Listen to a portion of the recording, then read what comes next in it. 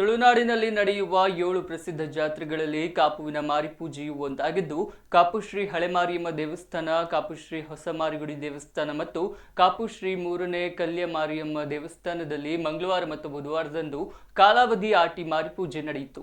ಮಂಗಳವಾರ ಸಂಜೆ ಪ್ರಾರಂಭಗೊಂಡು ಬುಧವಾರ ಸಂಜೆಯವರೆಗೆ 2 ದಿನಗಳ ಕಾಲ ಜರುಗುವ ಮಾರಿಪೂಜೆಯ ಸಂದರ್ಭದಲ್ಲಿ ವಿವಿಧೆಡೆಗಳಿಂದ ಬರುವ ಭಕ್ತಾದಿಗಳು 3 ಮಾರಿಗುಡಿಗಳಿಗೂ ತೆರಳಿ ಮಾರಿಯಮ್ಮ ದೇವಿಗೆ ವಿವಿಧ ಹರಕೆ ಕಾಣಿಕೆ ಸೇವೆಗಳನ್ನು ಸಮರ್ಪಿಸುತ್ತಾರೆ. ಭಕ್ತರು ದೇವಿಯ ಗಣಗಳಿಗೆ ಸ್ವಯಂ ಪ್ರೇರಣೆಯಿಂದ ರಕ್ತಾಹಾರ ರೂಪದ ಸೇವೆಯನ್ನು ಸಮರ್ಪಿಸುವ ಮೂಲಕ ತಮ್ಮ ನಂಬಿಕೆಯನ್ನು ಅನಾವರಣಗೊಳಿಸುತ್ತಾರೆ.